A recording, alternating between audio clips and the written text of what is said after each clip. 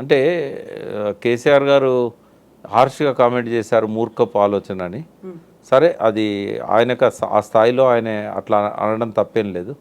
But నేనైతే ఒక ఉద్యమకారునిగా ఈ విగ్రహాన్ని నేను యాక్సెప్ట్ చేయనమ్మా. ఇది ఎప్పటికీ కూడా తెలంగాణ అస్తిత్వ ప్రతీకగా ప్రజల మనసుల్లో మిగలదు. రేపు అంటే కేసీఆర్ గారు ఒకవేళ ఆనాటి తెలంగాణ తల్లి రూపాన్ని అఫీషియల్గా జీవో రూపంలో విడుదల చేసి ఉంటే, జారీ చేసి ఉంటే ఇవాళ ఈ పరిస్థితి రాకపోయేది. ఎందుకంటే ఒక అధికారిక చిహ్నంగా ఒక్కసారి రిలీజ్ అయిన తర్వాత దాన్ని మార్చాలంటే కొన్ని ఇబ్బందులు ఉంటాయి, కోర్టులు కూడా రిస్క్లోకి వస్తాయి. రెండవది ఏంటంటే అంటే తెలంగాణ జాతీయ గీతాన్ని కూడా కేసీఆర్ గారు ఆ రోజే గుర్తించి ఉంటే అది కూడా బాగుండేది.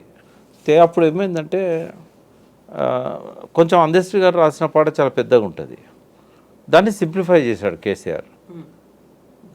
ఇది తప్పేం కాదు, ఎందుకంటే వందే మాతరం గీతం కూడా ఆనందమఠం నవలలో బంకించంద్ర చటర్జీ చాలా పెద్దగా రాశాడు. ఆయన ఎక్కువ చరణాలతో ఉంది, ఎక్కువ సంస్కృతంలో ఉంటుంది. అది సరళంగా లేదు, పాడుకోవడానికి కుదరదు అని చెప్పి ఆనాటి తిలక్ లాంటి వాళ్ళు దాన్ని సింప్లిఫై చేశారు. కేసీఆర్ గారు కూడా అట్లనే చేశారు. తర్వాత సింప్లిఫై చేసిన దానిలో కూడా కొన్ని పదాలను కేసీఆర్ గారు మార్చారు. సిరి వెలుగులు విరజిమ్మే సింగరేణి బంగారం, అనువనున్న నీతనుకు సింగారం అనేది ఏదైతే ఉన్నాయో ఇవి కొన్ని కేసీఆర్ గారు చేర్చిన పదాలు ఉన్నాయి. కేసీఆర్ గారు చేర్చిన పదాలు అందశ్రీకి ఇష్టం లేదు, అందశ్రీ పూర్తి పాట కేసీఆర్కి ఇష్టం లేదు. ఈ వివాదంలో వేరే పాటను డిక్లేర్ చేయలేదు, ఈ పాటను కాదనలేదు, ఈ పాటను అఫీషియల్గా డిక్లేర్ చేయలేదు. 10 ఏళ్ళు గడిచిపోయినాయి. సో ఆయన అప్పుడే కనుక దీన్ని పాడించి రికార్డ్ చేసి దీన్నే అఫీషియల్గా జాతీయ గీతంగా ప్రకటించుంటే రేవంత్ రెడ్డికి అవకాశం రాకపోయేది. ఈ రెండు కేసీఆర్ చేయలేని. ఇప్పటికి కూడా అమరవీరుల స్తూపం ఇప్పటికీ ఇనాగ్రేషన్ నోచుకోలే, అది ప్రజలే దాన్ని ఓన్ చేసుకున్నారు. దానికి కూడా ఒక అఫీషియల్గా జీవో రావాల్సి ఉన్నది. కాకుంటే ఎక్క యాదగిరిరావు గారు ఆ స్తూపం చేసిన వారికి ఆ గవర్నమెంట్ డబ్బులు ఇవ్వలేదు, బ్రహ్మానంద రెడ్డి గవర్నమెంట్, తర్వాత పివి నరసింహారావు గవర్నమెంట్, అప్పుడు పివి నరసింహారావు గవర్నమెంట్ డబ్బులు ఇవ్వలేదు, తర్వాత వచ్చిన వెంగళరావు గవర్నమెంట్ డబ్బులు ఇవ్వలేదు. పాపం సొంత డబ్బులతోని నిర్మించుకున్నాడు ఆయన. ఒక ఫస్ట్ ఇన్స్టాల్మెంట్ ఏదో కొద్దిగా ఇచ్చారు జిహెచ్ఎంసీ వాళ్ళు. ఆయన ఇప్పటికి ఒకటే అడుగుతాడు, నాకు డబ్బులు ఇవ్వకపోయినా పర్వాలేదు, ఉన్నాడు, బతికే ఉన్నాడు, ఆ కనీసం నేను చనిపోయే లోపల దాన్ని ఇనాగరేట్ చేయండి. 10 సంవత్సరాలు టీఆర్ఎస్ నాయకులకు చెప్పాడు, కేసీఆర్ గారికి చెప్పాడు, కానీ అది నోచుకోలేదు. నేను రేవంత్ రెడ్డి గారిని రిక్వెస్ట్ చేస్తున్నా, దాని రూపాన్ని మార్చకుండా, దాన్ని ఏం ముట్టుకోకుండా ఒకరోజు పోయి అఫీషియల్గా దాన్ని జీవో ద్వారా రికగ్నైజ్ చేయండి. ఇప్పటివరకు ఆయన ఎప్పుడు నాకు అమరవీరుల స్తూపం దగ్గర అమరులకు నివాళులు అర్పిస్తున్న ఫోటో కూడా నాకు దొరకలేదు. తప్పుంటే కరెక్ట్ చేయండి. ఆయన పోలేదని నేను అనుకుంటున్నాను అమరవీరుల స్తూపం. ఈ రోజు అసెంబ్లీకి వెళ్లే ముందు బీఆర్ఎస్ ఎమ్మెల్యేలు ఎమ్మెల్సీలు అందరూ అక్కడికి వచ్చారు, నినదించారు, పాట కూడా పాడి అక్కడి నుంచి అందరూ కలిసి వెళ్ళారు. వీళ్ళు వెళ్ళిన తర్వాత కాంగ్రెస్ లీడర్లు వచ్చి అమరవీరుల స్తూపాన్ని శుద్ధి చేసి వెళ్ళిపోయినటువంటి విజువల్స్ అయితే మన దగ్గరకు వచ్చాయి. బట్ అక్కడ ఆ సభలో సీఎం రేవంత్ రెడ్డి ఒక మాట అంటున్నాడు, తెలంగాణ సోనియమ్మ ఇస్తేనే వచ్చింది, సోనియమ్మ లేకపోతే ఒక తరం మళ్ళీ ఎదురు చూడాల్సిన పరిస్థితి ఉండేది అని స్వయంగా కేసీఆరే చెప్పారు. అలాంటప్పుడు బీఆర్ఎస్ లీడర్లు ఎందుకు రాలేదు, కేసీఆర్ కూడా ఎందుకు రాలేదు అనేటువంటి ఒక ప్రశ్న వేస్తున్నారు. ఎట్లా చూస్తున్నారు ఈరోజు జరిగినటువంటి హడావిడి కావచ్చు, అరెస్టులు కావచ్చు, వీటన్నిటిని? అంటే ఒకటి ఏంటంటే ఇవాళ చారిత్రకంగా చాలా ప్రాధాన్యత గల దినము. ఇక్కడ సోనియా గాంధీ తెలంగాణ ఇచ్చిందని చెప్పడానికి, బట్ డిసెంబర్ 9ని సోనియా గాంధీ మొదటి ప్రకటన చేసిన సందర్భం.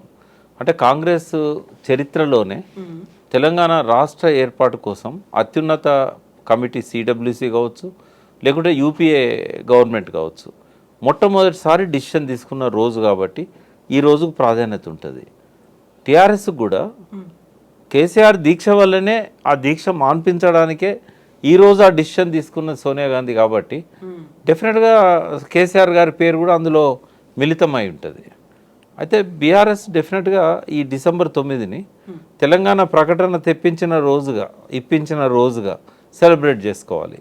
ఎందుకంటే దీక్షా దివస్ నవంబర్ 29 కంటిన్యూయేషన్ లాగా ఉంటుంది. దీక్ష మొదలుపెట్టిన రోజును కాదు సెలబ్రేట్ చేసుకునేది. వాస్తవంగా దీక్ష మొదలుపెట్టిన రోజు one of the milestone, but దీక్ష సఫలమైన రోజు కదా. దానివల్ల మైలేజ్ ఎవరికి ఎక్కువ వస్తుంది? కేసీఆర్ దీక్ష విరమించడానికే ఈ ప్రకటన ఇచ్చారు అని అంటే ఇచ్చింది వాళ్ళైనా తెచ్చింది తనే అనేది ఇక్కడ వస్తున్నది కదా. ఇంకొకటి కూడా వస్తుంది, డిసెంబర్ 9ని కాంగ్రెస్ క్లెయిమ్ చేసుకోవడానికి లేదు. ఎందుకు అని అంటే ప్రకటన ఇచ్చి అటకెక్కిచ్చిందిగా. ఇప్పుడు డిసెంబర్ 9కి ప్రాధాన్యత ఎప్పుడు వచ్చేది? నువ్వు డిసెంబర్ 23 నాడు ఇంకో ప్రకటన నువ్వు చేయకపోయి ఉంటే డిసెంబర్ 9కి మీరు క్లెయిమ్ చేసుకోవచ్చు. బట్ మీరు డిసెంబర్ 9 ప్రకటన చేసి అటకెక్కించడం వల్ల 1200 మంది బలిదానాలు చేసుకున్నారు కదా. ఎందుకు అటకెక్కించామో ఒక ప్రాపర్ రీజన్ కానీ ఏది చేయలేదు కదా. ఆ రోజు కనుక సోనియా గాంధీ ఒక చిన్న పని చేసి ఉంటే అసలు ఇంతమంది చనిపోయే వాళ్ళే కాదు. ఏమనంటే ఏ పరిస్థితులల్లో నేను దీన్ని వాయిదా వేయాల్సి వచ్చింది. సరే చిదంబరం చెప్పేది అఫీషియల్గా హోమ్ మినిస్టర్గా అని చెప్తాడు, సంప్రదింపులు జరపాల్సిన అవసరం ఏర్పడ్డది ఎందుకంటే ఈ డిసిషన్ వల్ల ఆంధ్రలో వ్యతిరేకత వచ్చింది, అది దాన్ని అధికారికంగా చేయనియండి. బట్ సోనియా గాంధీ తెలంగాణకు వచ్చి ఉద్యమ నాయకులను, కార్యకర్తలని, కాంగ్రెస్ నాయకులను అందరిని పిలుచుకొని ఆన్ ది రికార్డ్ కావచ్చు, ఆఫ్ ది రికార్డ్ కావచ్చు, లగడపాటి వీళ్ళంతా కూడా రాజీనామా చేస్తే నా గవర్నమెంట్ కూలిపోతుంది, నా గవర్నమెంట్ కూలిపోయాక నేను ఇచ్చిన నిర్ణయాన్ని అమలు చేయలేను, కాబట్టి నా నిర్ణయాన్ని అమలు చేయాలంటే నాకు ఒక అనువైన సమయం రావాలి, నా ప్రభుత్వాన్ని కాపాడుకోవాలి కదా ముందు మీకు ఇచ్చిన ఈ అమలు చేయాలంటే. ఇది అర్థం చేయించుంటే ఎవరు ఆవేశంతో ఎమోషనల్ అయ్యి సోనియా గాంధీని తిడుతూ లెటర్స్ పెట్టేవాళ్ళు కాదు, కాంగ్రెస్ను తప్పుపట్టేవాళ్ళు కాదు. ఈ కాలయాపన కోసమే నేను ఈ శ్రీకృష్ణ కమిటీ వేశాను. శ్రీకృష్ణ కమిటీ కూడా తెలంగాణకు రికమెండ్ చేస్తుంది, మీరేమీ ఆందోళనకు గురి కావద్దు అని చెప్పుంటే జయశంకర్ లాంటి వాళ్ళకి క్యాన్సర్ వచ్చేది కాదు అని ఎంత మదనపడ్డాడు. 5 రోజులు అన్నం తినలేదు, ఎవరితో మాట్లాడలేదు. ఎప్పుడైతే డిసెంబర్ 23 ప్రకటన వచ్చిందో, అంటే ఆయన చేతులతో రాసిన ప్రకటన డిసెంబర్ 9. అంటే విపరీతమైన మానసిక ఒత్తిడికి గురై ఆ స్ట్రెస్ వల్ల ఆయన క్యాన్సర్ వచ్చింది. అంటే ఇట్లాంటి అన్ని అనర్థాలు జరిగాయే కాదు. మరి ఈ తప్పు కూడా సోనియా గాంధీ మోయాలి కదా. 1200 మంది బలిదానాలకు తనే కారణం కదా. ఆ మాటకు వస్తే కాంగ్రెస్ క్రియేట్ చేయాలనుకుంటే 56 నుంచి ఇప్పటిదాకా కాంగ్రెస్ ఏం చేసింది అనేది కూడా చర్చనీయాంశం అవుతుంది. అందుకని తెలంగాణ ప్రజలు కూడా కేసీఆర్ని ఎందుకు ముఖ్యమంత్రిగా ఫస్ట్ టర్మ్ గెలిపించారంటే కాంగ్రెస్ వెనకాల చాలా చరిత్ర ఉంది, అదంతా తెలంగాణ వ్యతిరేక చరిత్ర కాబట్టే వాళ్ళు ఆ క్రెడిట్ ఆమెకి ఇవ్వలేదు, ఆ క్రెడిట్ కేసీఆర్కి ఇచ్చారు. అయితే ఇప్పుడు ఏంటంటే ఇవాళ ఈ పరిణామాలన్నీ కూడా కొన్ని అయితే నాకు నచ్చలేదమ్మా. నంబర్ 1 ఏంటంటే ఇటువంటి ఒక మంచి చారిత్రక దినం, మంచి అకేషన్, ఈరోజు టీషర్ట్స్ వేసుకొని వాటి మీద అదాని రేవంత్ రెడ్డి బొమ్మలు పెట్టుకొని పోవాల్సిన అవసరం లేకుండే. అది ఇష్యూయే. అదాని రేవంత్ రెడ్డి స్నేహం అనేది తెలంగాణకు మంచిది కాదనేది ఏదైతే ఎక్స్పోజ్ చేయాలనుకున్నారో బీఆర్ఎస్ 100% అది చేయాల్సిందే. కానీ ఈ అకేషన్ ఎంచుకోవడం అనేది కరెక్ట్ కాదు. ఉదాహరణ మార్నింగ్ సెషన్లో తెలంగాణ తల్లి గురించి భావోద్వేగాల విషయంలో గట్టిగా మాట్లాడి వారి అభిప్రాయాన్ని రికార్డ్ చేసి అవసరమైతే సభ నుంచి వాకౌట్ చేసి మళ్ళీ బయటకు వచ్చి లంచ్ తర్వాత మళ్ళీ రేవంత్ రెడ్డి అదాని బొమ్మలతో పోయి ఉంటే దానికో ప్రాధాన్యత ఉండేది. లేకపోతే వాళ్ళ మాటలకు రికార్డ్ అయితే ఇంకోటి ఏంటంటే ఈరోజే కాకుండా అసెంబ్లీ ఇంకా ఉంది కదా, రేపైనా పోవచ్చు కదా. అది అంటే నేననేది ఏంటంటే ఈ అకేషన్ను వాళ్ళు ఆ రకంగా మిస్యూజ్ చేసుకున్నారేమో అనేది నా భావన. బయట ఎంత మాట్లాడినా అది రికార్డు కాదు. రెండవది ఏంటంటే వాళ్ళు ప్రొటెస్ట్ చేయడము, వాళ్ళని లోపలికి రానియకపోవడము. అంటే ఒకటి ఏంటంటే నేను కూడా కనుక్కున్నా, నాకు తెలిసి అసెంబ్లీ ప్రోటోకాల్స్ అంటూ ఈ డ్రెస్ కోడ్ గురించి ఏం లేవు. బట్ ఒక సాంప్రదాయం ఏంటంటే ఏమన్నా పెట్టుకొని లోపలికి వచ్చినప్పుడు ఆబ్జెక్షన్ చేస్తారు. ఈ అదాని రేవంత్ రెడ్డి బొమ్మలు వేసుకో ఒకవేళ నిజంగానే టీషర్ట్స్ మీద పోయి ఉంటే నాకు తెలిసి రూలింగ్స్ అయితే ఏమున్నట్లేవు, ఏది టీషర్ట్స్ మీద లోపలికి రావద్దు. ఎందుకంటే చాలాసార్లు చాలామంది ఎమ్మెల్యేలు టీషర్ట్స్ మీద లోపలికి పోయారు. ఇదే క్వశ్చన్ బీఆర్ఎస్ కూడా అడుగుతుంది. ఈ రోజు రాహుల్ గాంధీ పార్లమెంట్ కి ఇలాగే అటెండ్ అయ్యారు కదా, ఆయన కూడా టీషర్ట్ వేసుకుని అదాని బొమ్మతోనే వచ్చినప్పుడు అంటే పార్లమెంట్లో కానీ అసెంబ్లీలో కానీ ప్రోటోకాల్స్ అయితే లేవు. బట్ స్పీకర్స్ ఎప్పుడైనా రూలింగ్ ఇచ్చుంటే అది డెఫినెట్గా అనివార్యత అవుతుంది. ఇప్పుడు రాహుల్ గాంధీని అక్కడ పార్లమెంట్లో అలౌ చేసినప్పుడు ఇక్కడ వీళ్ళని కూడా అలౌ చేయాలి. కాబట్టి అది గవర్నమెంట్ తప్పుడు నిర్ణయంగానే భావించాలి. వీళ్ళని లోపలికి రానియకపోవడం అనేది ఆక్షేపణీయం. వీళ్ళు కూడా ఈ సందర్భాన్ని ఉపయోగించుకోకపోయి ఉంటే ఇంకా బాగుండేది.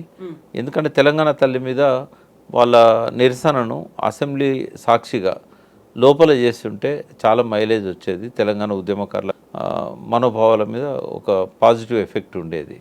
బట్ అది చేయలేకపోయారు.